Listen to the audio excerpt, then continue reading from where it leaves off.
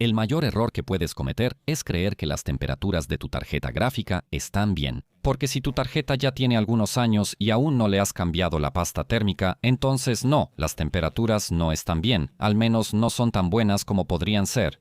Y en cuanto al undervolting, claro que ayuda, ya han visto muchos materiales sobre ese tema, pero el undervolting tampoco la va a salvar de sobrecalentarse. Como recibí una tarjeta Founders Edition que se sobrecalienta, te mostraré cómo desarmarla y la razón. Reemplazamos la pasta térmica normal por un material de cambio de fase que reduce increíblemente las temperaturas.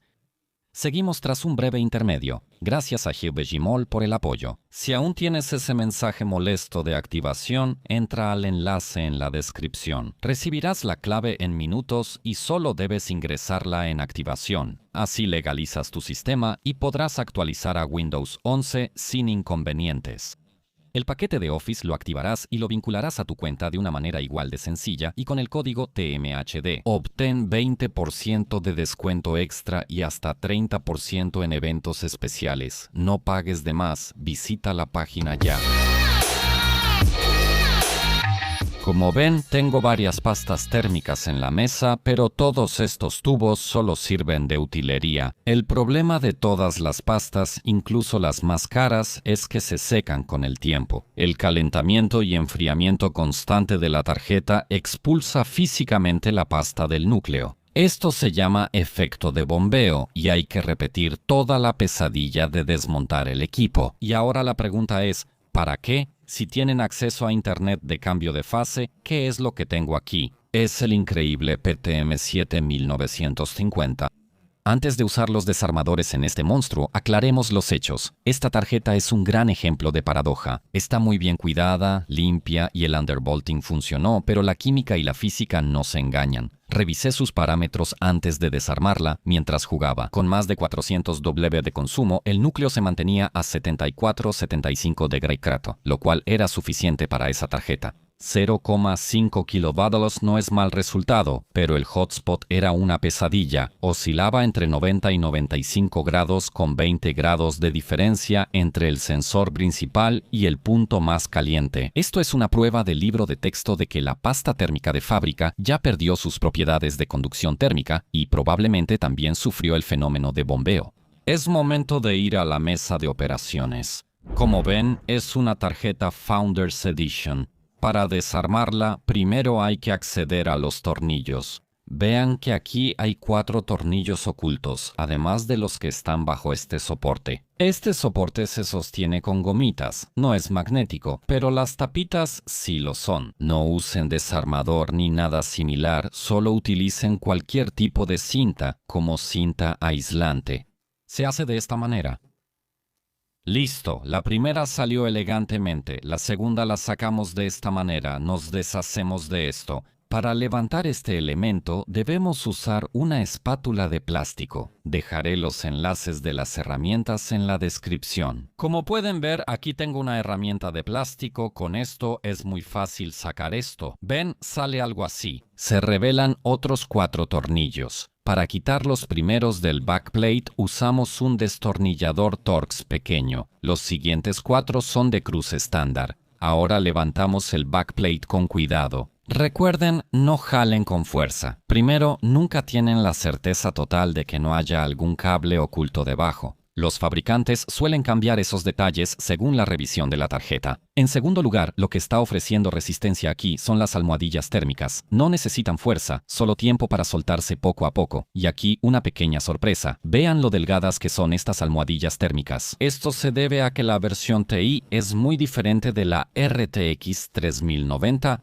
En la 3090 normal, los chips de memoria traseros alcanzaban hasta 110 grados, lo que reducía mucho las frecuencias. En el modelo TI, ese problema se resolvió, aunque la eficiencia energética de la tarjeta es otro tema aparte. Estas almohadillas solo disipan el calor de otros componentes en la placa, son suaves y no parecen desgastadas. Si es para ustedes, no necesitan cambiarlas. Yo, por pedido del cliente, hago servicio completo y pongo nuevas. Pero antes de que empiecen a desmontar cualquier otra cosa, localicen todos los cables que deben desconectar. Comenzamos con la cinta plana de varios hilos en la parte superior de la tarjeta junto al conector NVLink. Solo hay que levantar suavemente este seguro de plástico negro y el cable ya está libre. Hacemos lo mismo con la otra cinta. Este pequeño cable de la iluminación del logo puede poner a prueba su paciencia. Teóricamente solo hay que deslizar este pestillo metálico y tirar suavemente del conector hacia arriba, pero en la práctica, bueno, en este caso en particular, el conector estaba como si estuviera soldado. Tuve que moverla de todos lados durante varios minutos antes de que finalmente se soltara. Son pacientes aquí, ahora es momento de la placa base. En la parte trasera tenemos 6 tornillos y uno más que sostiene directamente la placa de la tarjeta. Aquí es útil tener un juego de puntas bastante universal. Hay varios juegos buenos y económicos. Les dejé los enlaces en la descripción. Para esta etapa necesitan un Torx 9, sigamos.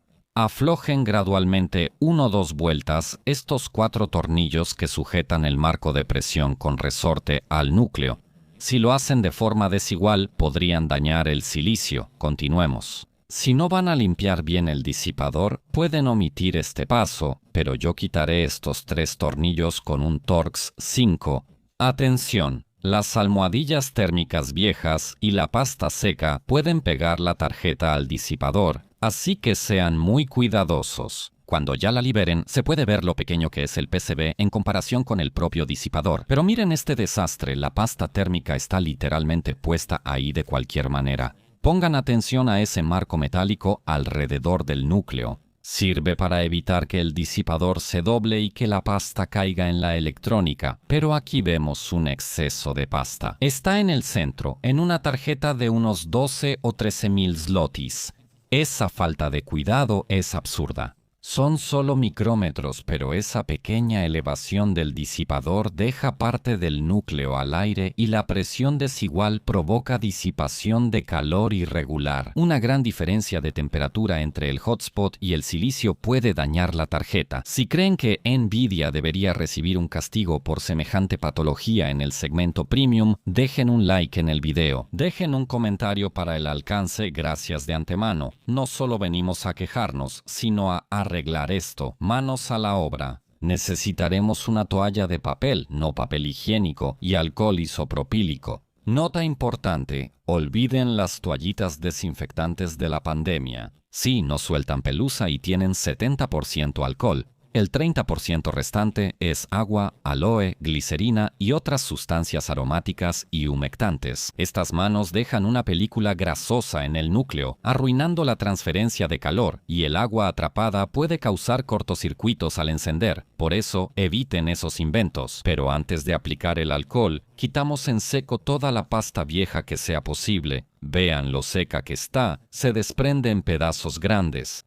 El tema de los thermal pads en la RTX 3090 es un misterio, especialmente en las Founders Edition. Un grosor no estándar de 1.25 milímetros, esos no los encuentras en ningún lado. Si son muy delgados, quemarán la memoria. Si son muy gruesos, separarán el disipador del núcleo. Ambos son errores. No crean ciegamente todo lo de los foros. Los fabricantes pueden modificar eso en producción, así que siempre revisen con un calibrador. En fábrica pusieron pads de 2 milímetros, pero son muy suaves, especialmente donde se doblan por los chips de memoria. Veo 1.5 milímetros, lo reviso en varios pads viejos y con el calibrador ajustado a 1.5 milímetros en los puntos comprimidos ofrece leve resistencia, así obtenemos la medida. Al quitar los pads viejos del disipador, ya podemos acceder fácilmente a los ventiladores por ambos lados. Para limpiarlos bien, quita estos 4 tornillos entre las aspas. Levantamos el ventilador con cuidado de la cinta debajo, logrando perfecto acceso entre las aletas del radiador. Al limpiar, usen brochas o cepillos antiestáticos. La PCB está segura, pero siempre es bueno tener buenos hábitos. No se obsesionen, solo quitamos el polvo principal. Si tallan muy fuerte, pueden doblar las láminas de aluminio del radiador. Si ocurre, solo hay que enderezarlas suavemente. Volvamos a la PCB de la tarjeta. Raspamos la pasta seca con una espátula de plástico, pero háganlo con mucha precaución. Alrededor del núcleo de silicio hay unos pequeños condensadores cerámicos multicapa, llamados así. Estos MLCC son muy delicados, solo removimos los pedazos grandes y el exceso. Luego usamos una toalla de papel con alcohol isopropílico. Suavizamos la pasta vieja poco a poco, limpiando del centro hacia afuera, sin prisas al final. Esta pasta es tan dura que debo empaparla varias veces con alcohol. Poco a poco se ablanda y se quita más fácilmente. En esta etapa podemos considerar que ya está bien. Noten que no limpié perfectamente entre esos pequeños capacitores y así se va a quedar. Quitar los restos no mejorará nada y si se desprende un solo condensador, la tarjeta se dañaría irreparablemente.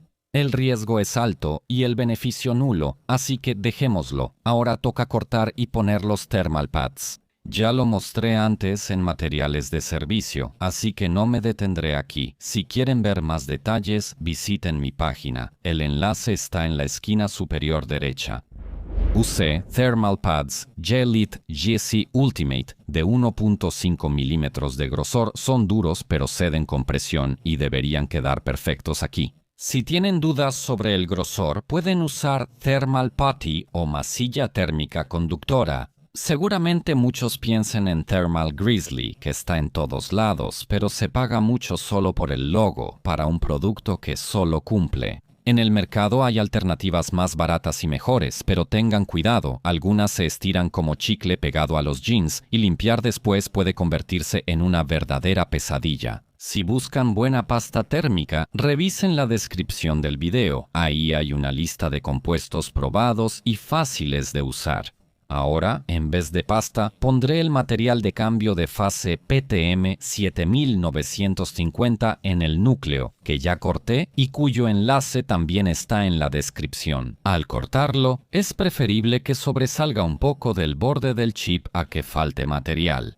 La medida está hecha, se ve bien, pero antes de pegarlo, limpiamos el núcleo una última vez con alcohol para quitar las partículas de polvo que hayan caído del aire. Retiramos la película protectora de un lado de la hoja de PTM y la colocamos en el procesador. No es la operación más fácil, pero lo logramos. Todo el núcleo está cubierto elegantemente. Conviene masajear suavemente con el dedo para eliminar burbujas de aire y reducir el riesgo de romper la lámina al retirar la película. Tras esto, retiramos la película protectora de las almohadillas térmicas. Al final, lo más importante, quitar la película superior de PTM, no olviden hacerlo. Gracias al masaje previo, como pueden ver, salió prácticamente perfecta. A veces pasa que el material gris se rasga o se desgarra un poco, pero no tienen que entrar en pánico por eso. Por la temperatura al cargar la tarjeta, el PTM se derretirá y debe llenar todas las irregularidades. Antes de armar el sándwich, limpio otra vez el disipador con alcohol. Al acercar la tarjeta, cuiden los 3 cables que desconectamos al inicio. Ellos suelen meterse bajo la placa. Bajamos lento y preciso el laminado, alineándolo con las roscas del disipador. Ahora la diversión es al revés. Atornillamos el marco con resorte al núcleo, lo sujetamos suavemente en una rosca, luego el tornillo en la esquina opuesta y damos unas cuantas vueltas por esquina. La presión uniforme es esencial, luego reconectamos las cintas. El cable y el NV-Link se me escaparon por debajo, pero no fue necesario desmontar todo, solo lo saqué con una espátula de plástico. Como mencioné antes, no es necesario cambiar los pads del backplate, pero ya que el cliente eligió el servicio completo con el cambio de todos los pads, por supuesto también los voy a cambiar. Aunque parecen iguales a los anteriores, no se puede estar totalmente seguro. Al calibrar en 1.9 milímetros ya los jalo, de fábrica eran 2 milímetros. Sin embargo, a diferencia de los del frente, los de atrás casi no estaban comprimidos. Si hubiera puesto aquí el 1,5 milímetros que usé en la parte delantera, podrían estar colgando en el aire. La solución fue usar almohadillas térmicas de 1 milímetro y apilarlas como sándwich. Las almohadillas térmicas son homogéneas y se pueden unir para lograr el tamaño deseado. Es completamente seguro, permitido y no afecta el material térmico. 2 piezas apiladas mantienen la misma conductividad que una sola de 2 milímetros. El disipador ya está instalado, pero cuidado con ese agujero, que da ganas de atornillar algo ahí de inmediato, déjenlo en paz. Por ahí pasa el soporte del backplate. Cuidamos la parte trasera de la tarjeta y casi terminamos. Como pueden ver, mis queridos, la tarjeta ya está ensamblada, ya está puesta, los ventiladores también están funcionando al 50%. La tarjeta está puesta, el juego funciona y ya lleva un rato encendido. La tarjeta consume unos 110-112 vatios y el GPU está a 69 grados, aunque bajó a 68. Aún se calienta un poco. Vean la ganancia en el hotspot. Antes estaba cerca de 85, casi 90. Pero ahora esa temperatura, la diferencia entre la temperatura del procesador gráfico y el hotspot era de unos 20 grados, más o menos 18, aunque vi que bajó a 16 y normalmente estaba en 20. Ahora tenemos una diferencia de 10 grados, el PTM ayudó mucho. Porque, como digo, la temperatura en este momento es de 70 grados, 71, 70 no es ideal, pero es una tarjeta que justo ahora está absorbiendo. Más de 410 vatios, eso realmente no es poco, ustedes mismos pueden imaginarlo, con la RTX 3090 Ti. Esas temperaturas nunca van a ser súper mega bajas a menos que le pongamos refrigeración líquida. El juego ya lleva tiempo y está por llegar al límite, 415. Hotspot 81, VRAM 82. Está mejor, las temperaturas aquí bajaron unos 10 grados en el hotspot, justo 11. En el VRAM también está bastante bien. Por otro lado, los ventiladores estaban por encima de 60, incluso en el juego. Recuerden que es una pantalla 4K, por eso el frame rate es bajo incluso en configuraciones épicas y viendo desde arriba. Sin embargo, en este momento está funcionando mucho más silenciosamente. 51% elegante. Antes eran 1650 revoluciones. Tras 10 minutos de juego, las temperaturas se mantienen en 70-71 grados y el hotspot está perfecto. Solo hay una diferencia de 10 grados, no 20 como antes. Esa es la mayor ventaja. En este momento del cambio, vamos rápidamente a una prueba sintética. Y en la prueba sintética, ya con la tarjeta bastante caliente, registramos en el hotspot. Subió a 86, antes estaba en 83 y ahora veo 85. Antes rondaba 94 o 95, así que la diferencia es enorme. Recuerden que el PTM 7950 requiere varios días y decenas de ciclos de enfriamiento y calentamiento, así como algunas horas de funcionamiento. En este momento, esta tarjeta lleva aquí, no sé, unos 40, tal vez cerca de una hora. La temperatura del procesador gráfico es de 73-74 grados y los ventiladores casi llegan a 60, antes era poco más de 60. Así que diría que es un éxito, quizá no tan grande como se podría esperar. Si la tarjeta se hubiera usado mucho en esos 4 años sería diferente, pero aquí el dueño anterior decía que funcionaba con undervolting y nadie la exigió demasiado. La tarjeta estaba muy limpia, como seguramente ya vieron antes, incluso yo la volví a limpiar entre las aletas, pero no había mucho. Era realmente una tarjeta muy bien cuidada, muy mínima, y aún así, de todos modos, vemos entre 10 y 15 grados menos en el hotspot. Esto es lo principal, pero aún falta. Días después de recoger el equipo, el cliente me envió este mensaje con resultados directos desde su gabinete. Aquí destacan 2 matices técnicos. Primero, el tipo de carga. Calenté la tarjeta usando un software muy agresivo y, además, estaba colgada en la ranura del gabinete sin soporte. La diferencia entre el núcleo y el hotspot llegó a 20 grados. El cliente usó el benchmark Unigine Valley, que carga el sistema de forma distinta y un poco más ligera. Por eso, en su caso, la diferencia previa a la operación era menor. Aún así, las temperaturas seguían altas. 82 grados en el núcleo y más de 91 en el hotspot. Esto muestra cómo la especificación y gravedad de la prueba revelan el estado de la pasta seca. Ahora veamos qué cambió físicamente el servicio. Apliqué PTM 7950 y cambié el termopad. En la misma prueba, la temperatura del núcleo bajó de 82 a 69 grados y el hotspot de 91 a 80. Las almohadillas nuevas en los módulos de Bram bajaron la temperatura de 90 a 82 grados. En ARK Riders, la tarjeta ahora opera de 10 a 14 grados más fría y se enfría mucho más rápido tras cerrar el juego. Ahora, en solo un minuto, la temperatura baja a 32-35 grados. Antes necesitaba 3 minutos para apenas bajar a 40. No hay duda, el PTM 7950 eliminó la barrera térmica y ahora el disipador absorbe el calor instantáneamente. Sin embargo, es importante recordar que este material debe asentarse y pasar por varios ciclos de calentamiento y enfriamiento para que después de varias horas de uso, finalmente alcance su rendimiento completo al 100%. Y ahora sí, este es el verdadero final. Cuídense, recuerden dejar un comentario, un like y nos vemos en el próximo video. Adiós.